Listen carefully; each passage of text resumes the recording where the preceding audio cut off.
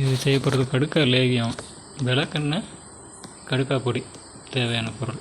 விளக்கெண்ணெய் 1/2 லிட்டரு. கடுக்கா பொடி வந்து அதுக்கு குறைவாக தான் இருக்கணும். ஏன்னா செஞ்சு முடிக்கும்போது இந்த லேகியத்துக்கு மேலே எண்ணெயானது நிற்கணும். அப்போ இதில் 1/2 லிட்டரு விளக்கெண்ணெய், 400 கிராம் வந்து கடுக்கா பொடி சேர்த்துருக்கு. இதில் கடுக்கா பொடியை கொஞ்சம் கொஞ்சமாக கொட்டி கிளறணும், மொத்தமாக கொட்டக்கூடாது. ஒரு கொஞ்சம் கொட்டி இருக்குது, அதை வந்து இப்போ கிளறிக்கணும். கிளறதுன்னா 2 லிட்ரு கலந்துடணும், நல்லா கலந்துரும். அதில் இப்போ முன்ன கொட்டின கடுக்கா பொடி வந்து எண்ணெயோடு நல்லா உறவாயிருச்சு. இப்போ அடுத்தது இன்னும் மீதி இருக்கிறத கொஞ்சம் கொஞ்சமாக கொட்டலாம்.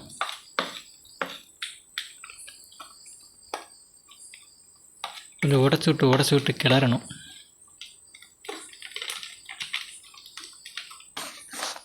இப்போ விளக்கெண்ணெயோட கடுக்கா பொடி எல்லாம் சேர்த்து கிளறியாச்சு. இது வந்து 350லேருந்து 400 கிராம். கன்சிஸ்டன்சி பார்த்துக்கணும். ரொம்ப திக்காகிடுச்சுன்னா அடுப்பில் ஏற்றுனீங்கன்னா கீழே வந்து நல்லா அடிப்பிடிச்சிடும். முக்கியமாக இண்டக்ஷன் அடுப்புலலாம் கிளறக்கூடாது. இண்டக்ஷன் அடுப்பில் வச்சு செய்யக்கூடாது. செஞ்சிங்கன்னா கீழே எல்லாமே அடிப்பிடிச்சிக்கும்.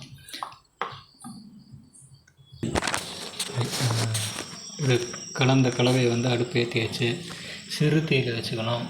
டக்குன்னு தீ வந்து அடி பிடிச்சிடும். கிளறிகிட்டே இருக்கணும். கீழே, அடியில், பக்கவாட்டில் இதில் எல்லாத்துலேயும் வந்து அடி பிடிக்காத மாதிரி கிளறிகிட்டே இருக்கணும். இப்படி அடுப்பில் இருந்து இறக்கி மறுபடியும் அடுப்பு ஏற்றி இப்படி மாறி மாறி செய்யணும். தொடர்ந்து அடுப்பில் இருக்கணும்னு அவசியம் இல்லை. அவசரமே காட்டக்கூடாது, ரொம்ப பொறுமையாக செய்யணும். கீழே இருக்கிற கடுக்காயை வந்து தீயை விட்டிங்கன்னா குணமே கெட்டு போயிடும். கறி போச்சுன்னா கறியினுடைய இயல்பு வந்து எல்லாத்தையும் இழுத்து வச்சுக்கும். அபான வாசல், தண்ணி, இது எல்லாத்தையும் இழுத்து வச்சுக்கும். கருவை விட்டுட்டிங்கன்னா இதனோட குணமே போயிடும். அதனால் ரொம்ப பொறுமையாக இருந்து செய்யணும். குறைஞ்ச அளவில் செஞ்சுக்கணும். 100 கிராம் வேணும்னா 100 கிராம் மட்டும் செஞ்சுக்கணும்.